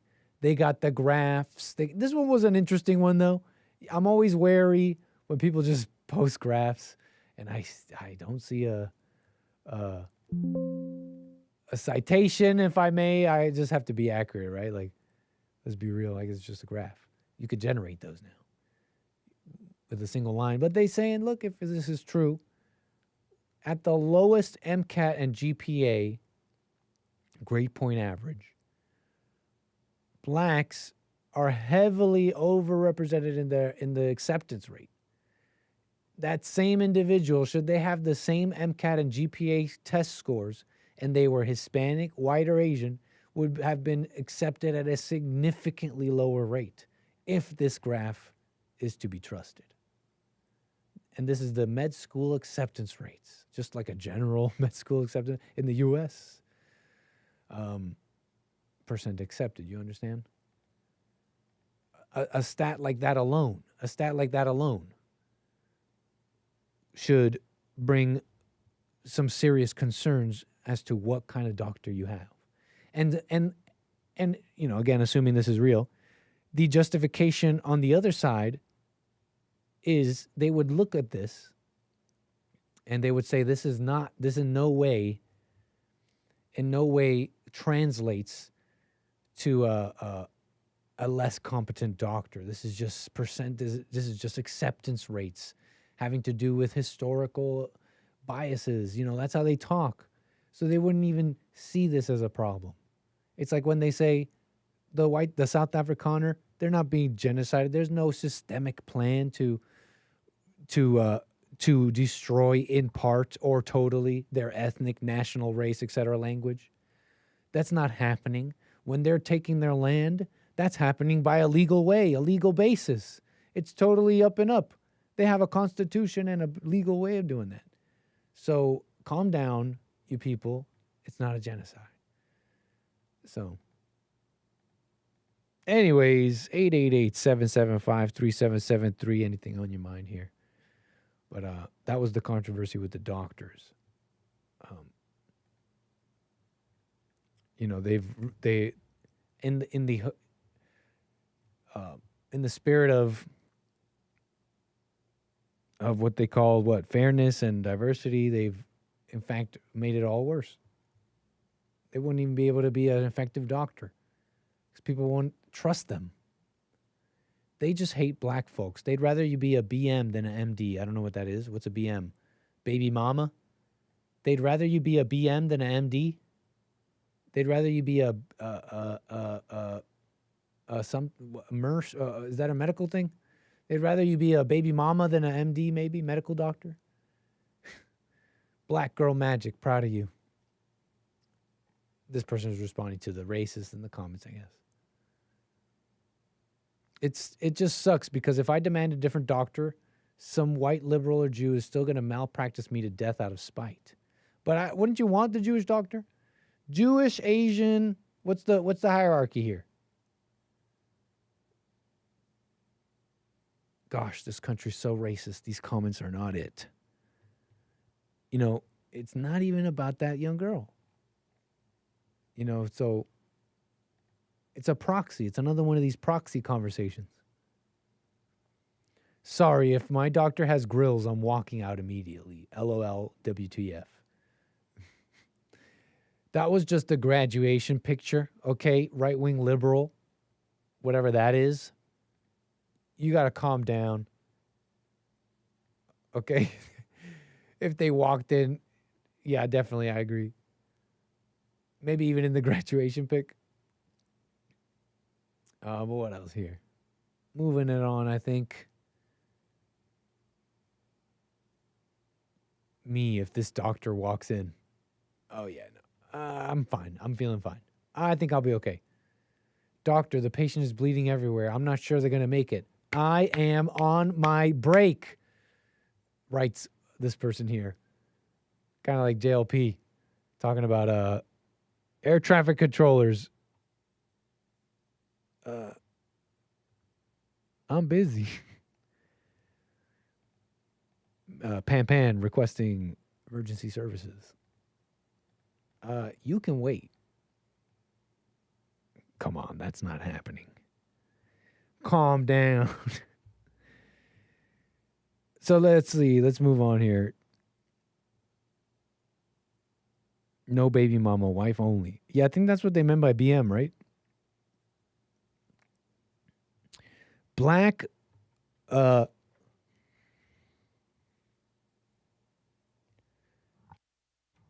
male doctor. This is probably a common thing. I swear I saw this on Family Guy. But a version of this question. What was it? Something like black male doctor or female Hispanic doctor.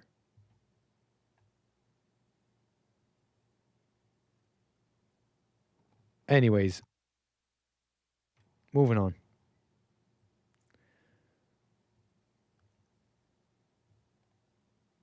Yeah, I think we can move on from all that. Black grievance. I think I had a moment on this, if I may.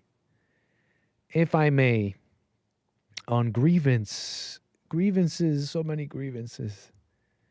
You're hearing, you saw it on the JLP show, right? The only thing that the mayor talks about is the hiring of black people. Brandon Johnson, the mayor of Chicago. That place is turning ever increasingly into a dump. A couple of people I know, well, not that I know, just content creators out there situated in Chicago have been recently saying just how it's kind of been a dump, but even the city itself and places are becoming just terrible that for them, they're saying it's time to move, but I don't know. I personally don't know personally. But, this is the Chicago mayor, Brandon Johnson. You saw this on the JLP show. Some detractors that will push back on me and say, the only thing that the mayor talks about is the hiring of black people. No, what I'm saying is when you hire our people, we always look out for everybody else. We are the most generous people on the planet. I've heard this rhetoric before, but it's essentially the notion is from all the pain and suffering the blacks have suffered, etc. Despite all that, and maybe even because of that, of understanding and pain and being a minority, etc., that they are the most benevolent of rulers, the most benevolent of them all, having the most soul and compassion. So I've heard this before a bit. But essentially, what he's saying, to summarize, is because again, past grievances, racism, slavery, etc., and previous things, these cops doing things to these various individuals. For that reason, I should be allowed to just vote black people, right? But blacks in power, conquest, grievance, but it continues. You saw this recently too, right? A debt that is owed by the United States, reparations. Ayanna Pressley. Against black people. We are in a moment of anti-blackness on steroids, and we refuse to be silent. We will not back down in our pursuit of racial justice. The antidote to anti-blackness is to be pro-black, and we will do it unapologetically. The United States government owes us a debt, and we need reparations now. And we need you gotta appreciate them with the little penchant for the flair. They know how to work it. It's definitely in the bag of tricks, right? In the tool bag. But I'm looking at all this, right? I'm showing this to you because it's all this thing about grievance. And then someone had made this interesting post. And that kind of put into perspective, right? This individual on X, I don't even know this person, but they just said, every piece of black grievance history is complete fiction. And okay, I'm not that familiar with all these, but I've been paying attention a little bit, and some people I trust talk on these things, and so I maybe can't go through this very well. But Emmett Till, that was that guy, that one's the one that's really old, right? Like long time ago, what is it? How far ago? 1941, 14-year-old accused of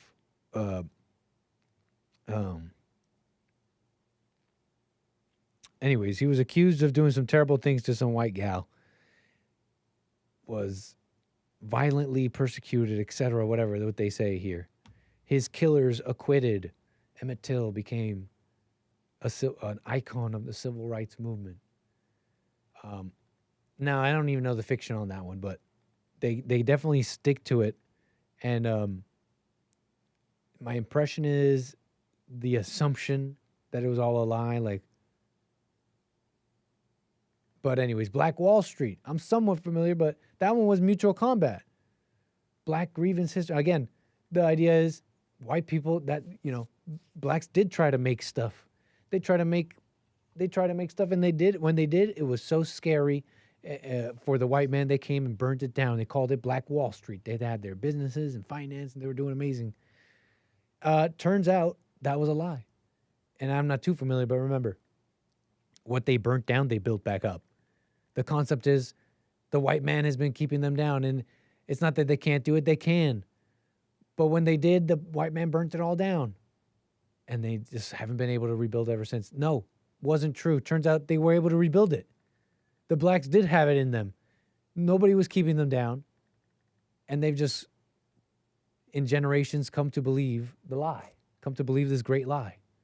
Okay, so another one that is grievance history, I don't even know this one. George Stinney, I don't know what that is. Rosa Parks. Her husband had a car. Did you know her husband had a car? Not only did he have a car, she was just it was all political activism. It was all planned by the NAACP. She wasn't just some tulip in the bus who was just didn't want to take it no more. It was like, you know what, I'm doing this for my people, civil rights. No, it was all communist planning to agitate. Some might agree with the agitation. Oh, you needed to happen, but understand, it was built on a lie. Central Park 5. Now, again, another one I'm not too familiar with, but I was watching the Hake Report, and I'm pretty convinced, even though I don't remember. And the Central Park 5, I even Trump said something about that one, right? But okay, I'm not the one to maybe do it. But Trayvon Martin, was he the one that was waving a gun? But it was a toy gun? They wanted to say it was racism. It was racism. Well, no, well, hold on. He was waving a gun and he looked like a big boy. And he's black. You know how it is in that community. If we're being honest. Mike Brown, he didn't have his hands up. I don't know Freddie Gray, Jacob Blake. Breonna Taylor got herself in that situation. George Floyd, obviously. I can't breathe, even though nobody was on him. He couldn't breathe well before there was anybody on him. But this person made an interesting post about black grievance being built on fake history to subjugate America, this person writes. Ain't that interesting? Trayvon had the hoodie and the Skittles and the Arizona watermelon cocktail. That's right, Hake. That was with Zimmerman. My apologies. I was thinking of Tamir Rice. Trayvon was Zimmerman. But again, the whole thing was this racist man tried to kill him, etc. It's like, hold on, when you see the story, it's not quite like people said. So, again, another grievance built on fiction. Now, total fiction, I wouldn't say. Again, I think you're asking the wrong guy. Personally, I don't know. But it seems to me, even with all these stories, old and new, a lot of these old, we've come to find that it wasn't exactly how people said, and that really the main thing on the story wasn't to educate and to educate so that it doesn't happen again, etc. It was to control. It was to control and lie. They say the Nazis are bad. You'll see posts like this go viral, where this guy, I don't even know who this is, David Petolicchio. There's no comment, just Nazis are bad. And people really agree with that stuff. You'll see people on just celebrities, and maybe even politicians. I can't think of one right now, but there's just, again, this Nazi thing. It's just this overarching term you could just throw out. And I was just thinking about these things, right? The grievance itself, like, I don't know the history and all that. I really don't. But I can't help but see the spirit of people using grievance, in a sense, as a cudgel, as how this guy put it, where did he put it? As this guy put it, fake history to subjugate America, right? Because what are these lies saying? The assumption, now we live in America where the assumption is of your average American of this evil racism in the heart of the white man. That's just a terrible starting point. Don't you think? That's a terrible starting point. Here's this one. Look at this one. Hold on. Trying to pull it up. I don't even know who this guy is. I don't even know who this guy is. But following grievance, if I may, the Jewish thing is just as bad in this respect. World War II. Oh, white people, every white person's a Hitler or a Nazi. I was just talking about genocide and all that, how I saw it. The vast majority of people throwing that out are blind themselves. So kind of all fits there, It's just grievance, and people are just mad. They don't know what they're saying. The other day, so on the Jewish thing, in this respect, on this too, it's just as bad. They'll say things like, "Dear my Jewish friends and family, we're at a point in the cycle where nobody cares about anti-Semitism, but they do care about the decline of the West. So calling people anti-Semitic will just backfire." No, wait, why was I bringing this one up? Just to add to this grievance thing, right? It's whether it's built on truth or lies. It seems to me like it's a combination. as you've seen with the black grievance here. The point is people are attempting to use it on people, right, as a cudgel. It's terrible. I saw Kanye West, right? I saw him in some video the other day.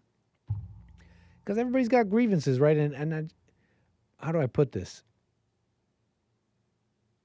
It's for me, it's the lie. For me, it's just people so easily willing to just repeat a lie. I don't know how else to put this other than give you these examples, right? Like I saw Kanye West the other day, and he's saying, Hitler said that when the world finds out what I was saying, World War III would start.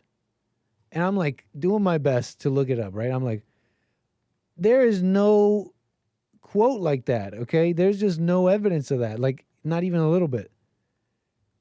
And all I'm saying with that is just how people repeat things, thinking that's their own thoughts and their own grievance, without just examining exactly what people get. Because if Kanye knew, had actually maybe read or something what he wrote, etc., you would know that, yeah, even in Mein Kampf, he wrote extensively about how the world doesn't see it his way, and that maybe posterity, should he die, whatever, history will prove him right. I mean, yeah, maybe you can make an argument for that, maybe. But imagine being just imagine being Kanye West and just repeating this, thinking you're smart, right? Like, thinking you get it. It's like, oh, and that's why, and so ergo, he's right because of XYZ thing happening today. Like you understood. Like, no, you didn't. Anyway, I'm just rambling at this point. Grievances, maybe I should let go of my grievances. Moving on. Grievance economy. I hear that's an anti-Semitic thing to say. But more like Kanye. Kanye's so annoying now. As a cudgel is the word I use. Cudgel, I believe.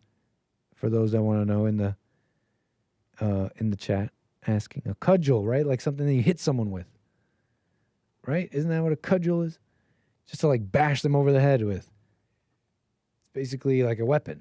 But, also linguistically and philosophically, you could bash someone over the head with a cudgel so that they shut up. Instead of engaging with them, you're just like, well, that's just racism, the racism cudgel. Stop talking. That's just a Nazi. Don't listen to it. That's just a Nazi, right? Cudgel. Just bashing them over the head.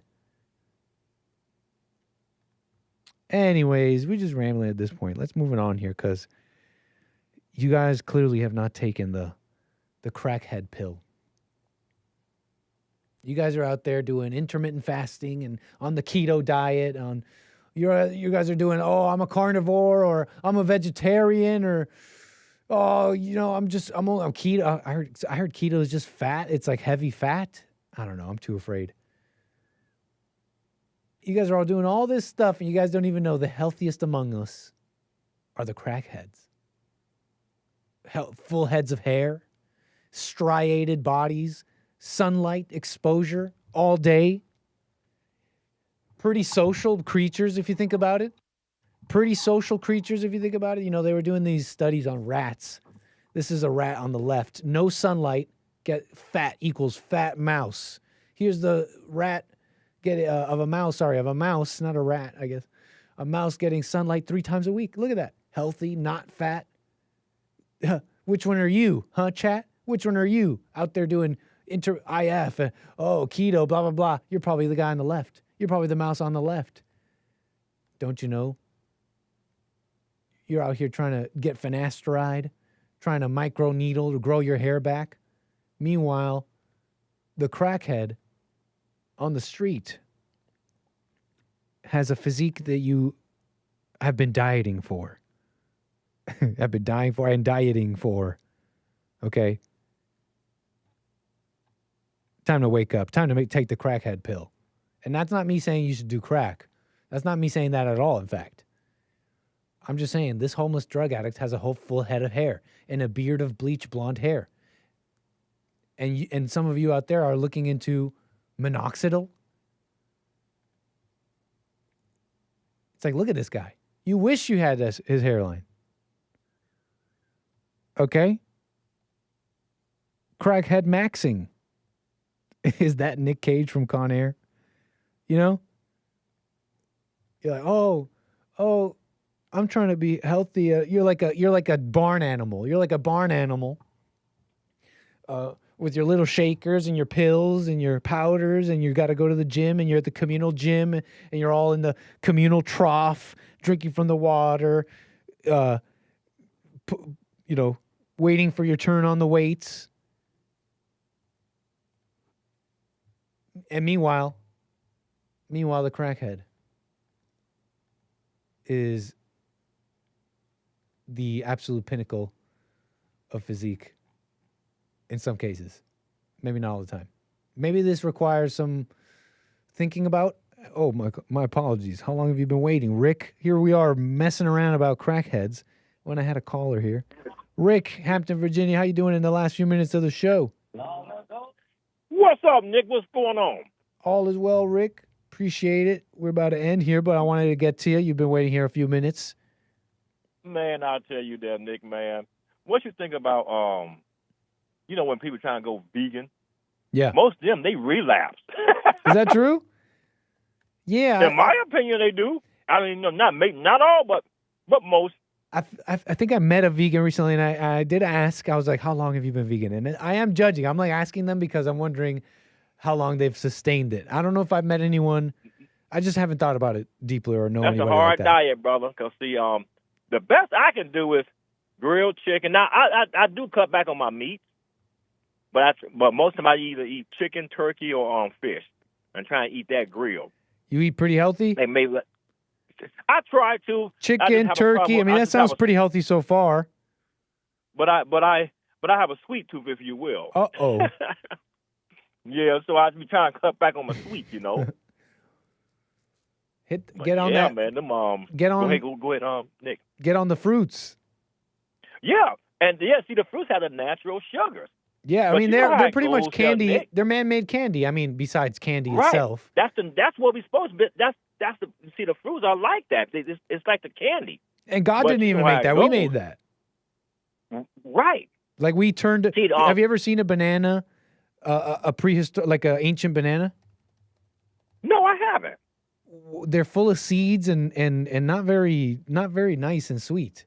We slowly cultivated them to be the banana we see today.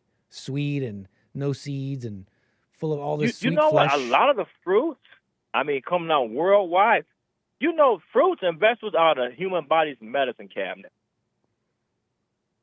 Well, we eat I think I eat pretty clean and healthy. I think I eat pretty varied and clean. I mean, the AI tells me I do. I get pretty much I eat oats, grains, berries, chicken, beef, fruits, veggies, yogurt. That's pretty much my daily diet. Yogurt, eggs. Oh, you're pretty good. I tell you what, when you're spiritually healthy and you take care of yourself and exercise, you don't hardly get sick. I'll even cheat. COVID wouldn't even mess with you. I'll throw it in a cheat every now and again. Well, that's because. But that's pretty much what it's been lately. That's pretty much what it's been lately. You've been cheating lately? No. Just what I mentioned, the oats, all that. That's pretty much been the main diet lately. Right. That's a good diet, nigga. You're doing pretty good, brother. I hope so. Am I missing something here, folks? Man. Am I on the bad? Someone will come out and tell me I'm missing something, right? They'll tell me I need to go on this or that diet. As long as you're doing a lot of it, because the way I say it, eat healthy now or pay for it in doctor bills later on when you don't eat healthy. I hope so. Well, right on, Rick. Yes, appreciate that, sir. Call me again. No problem there, Nick, man. Appreciate you taking my call, brother. For sure. All right, man. Well, have a lovely evening, man. Drive home safe. Love you guys. Y'all be blessed, and I'll see y'all guys tomorrow. Take care, Rick. All right, y'all. That's pretty much the show, folks. I got to get out of here. Hope you enjoyed the show. We had fun there. No, I didn't ask Rick what he thought about the crackhead regimen. I know he's like I gather he's a pretty healthy guy, so he may not need to be crackhead pilled, and I was a little embarrassed to even ask him about it. So, if you just did all that, you wouldn't even need to get crackhead pilled. You wouldn't need to look upon the life of the crackhead and consider what do they have that I don't? And maybe that's not even a path we want to go down. So we're going to leave it at that. That's pretty much today's show. I hope you enjoyed it. I'm out of here for now. I'll be back tomorrow. Manhood Hour on the JLP Show, the rest of the network, and more American Anchor, baby. Let me do one final check on the Super Chats and the coffees here. I appreciate all the supporters. Thank you, Lord Bibby. Nice to see you there. Says, happy belated birthday, homie. Get some tamales. He says, get some tamales and a jarritos. Heck yeah. Solid combo there. Angban Art says, hey, man, here's the cash. You got the stuff? I told you, man, not here. Yes, Gunner94 with the Super Chat says, Chicago at the forefront. Yay, Pope Leo, Mayor Brandon, and Nick Fuentes. Oh, these are all figures. These are all Chicago figures, no? That's pretty amazing. Yes, Gunner. Famous Chicagoans. Shout out to all of them. Nice. And that's it, folks. I'm out of here. Take care. I'll see you tomorrow. Bye for real this time. Peace. Bye-bye. Oh, I was supposed to disappear there. Once more. Bye.